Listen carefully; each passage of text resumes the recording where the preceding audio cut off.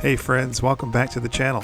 Picking up where we left off in the last video, just still doing some tightening up here, rearranging, cleaning, taking advantage of the fact that I'm at a campsite and I feel more comfortable rather than being in a parking lot or whatever, doing all my busy work. But still in Kingman. After I got done and had my dinner, I went to bed, and what you see coming up here is the next day when I decided to venture out and check out the town. So the first major place to catch my eye as I was driving through Kingman, Arizona was this Hilltop Motel. So the best view in Kingman. Well, I guess that was past tense because no one's there anymore. But I thought it was kind of cool just to walk through, check out that old car, which caught my eye first of all, and see what was around. Apparently not much. The land that time forgot right here. So I decided to venture out further into town, actually on the other side of town, to this Kingman Visitor Center and Museum, the Powerhouse Visitor Center. This was actually, back in the day, a steam power plant when steam was big. It wasn't open, as you could see. This caught my eye as well. Just kind of a tribute to electric vehicles. And the day before Tesla, when they never really took off until Tesla, and these are just prototypes that were here in the parking lot, just out in the open there, which I thought was kind of cool.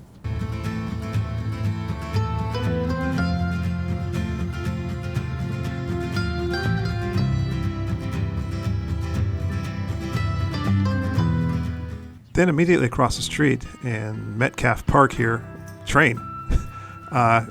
You know me, I like trains, and had to go check this out. Just the magnitude of this steam-powered puppy right here really blew my mind. Look at this thing. It's huge. God. Just want to give you some perspective here. These are the wheels. Yeah. I mean, I really can't, my arms aren't really long enough to get it all in the frame. But yeah, this thing is huge. Oh my God. I'm gonna get a little more perspective here. This is incredible. When I was a kid, I was enamored with toy trains. I actually had two sets of toy trains. I had an HO scale and then another less expensive toy train that I had. I played with those things for hours. I just loved trains when I was a kid. I've never been this up close to a train of this magnitude. Yeah, wow.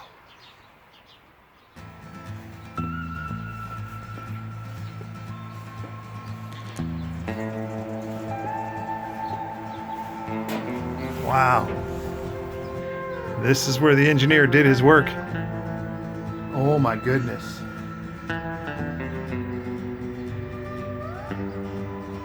Not a great shot through here, but wow.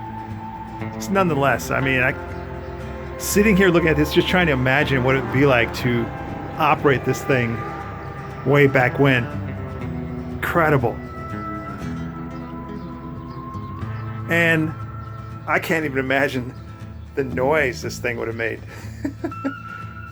I don't think the person who drove this thing had good hearing after some time doing this. Probably after one shot. Wow, all the controls up there. Everything. So cool. Okay, folks. Just at Metcalfe Park here in Kingman, Arizona. Ran into a nice man, homeless guy. He has a special request for me. The Carl's Jr. up here somewhere near the gas station. I don't know where it is, but he'd asked that I bring him some chicken tenders and french fries, and he'd pay for it. But you know what? I'm blessed. I decided to take care of this guy and get him some chicken tenders and french fries. So we're off to find this Carl's Jr. I have no idea where it is. In fact, I'm going to stop recording here and put it in the Google. All right. Which one? All right.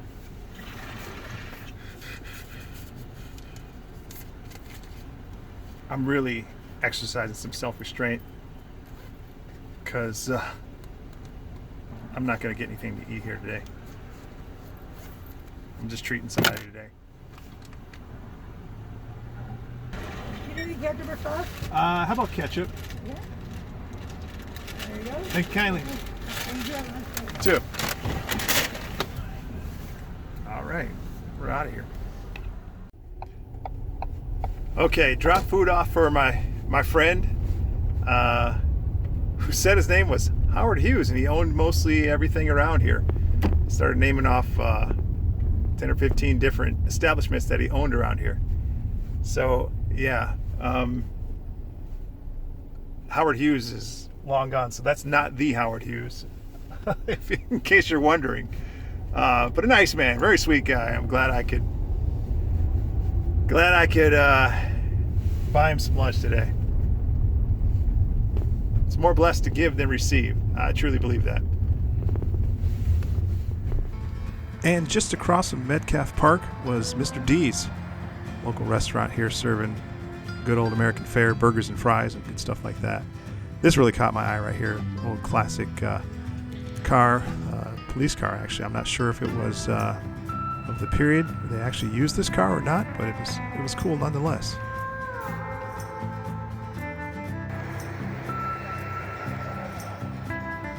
So after Mr. D's, it was back on the road to my next destination. I had planned on doing some dispersed camping for the second time on Bureau of Land Management land, government land, free camping. So I thought I'd check it out.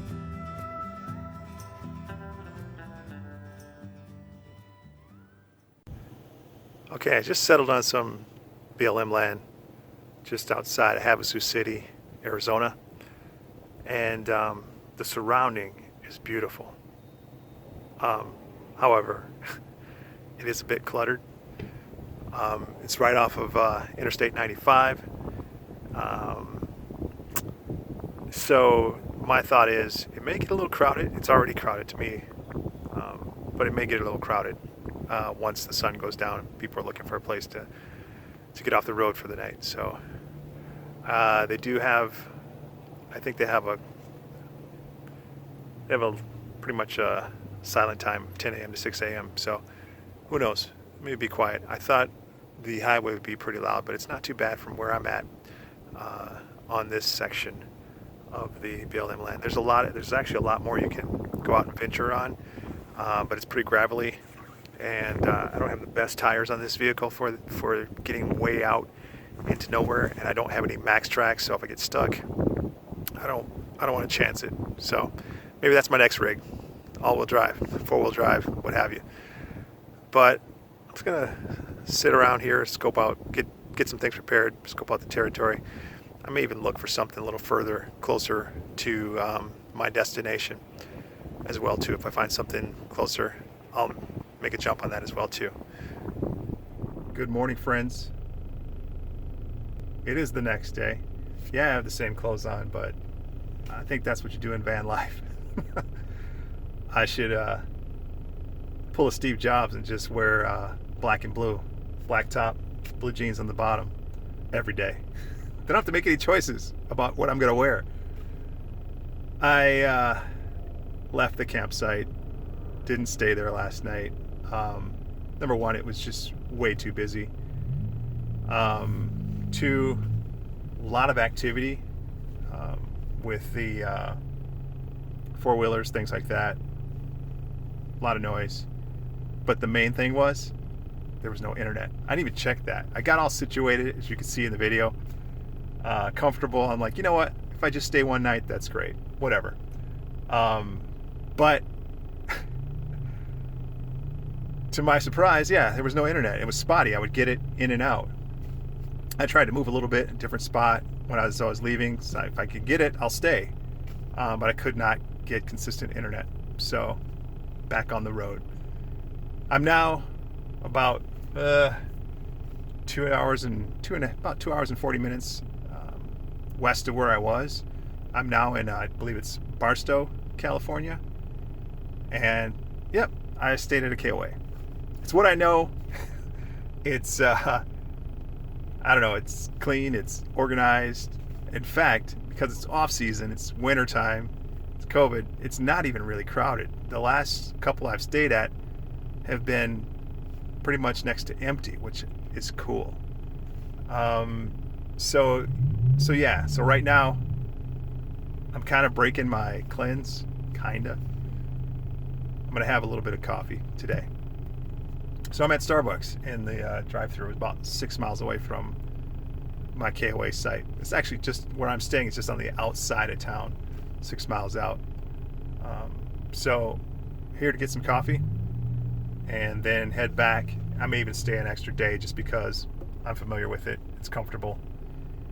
Instead of trying to search for spaces to stay in the next town I'm headed to, actually, which is San Bernardino, I believe.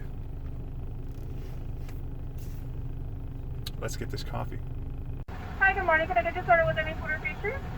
Sure. Let's start with egg white, roasted red pepper. Okay.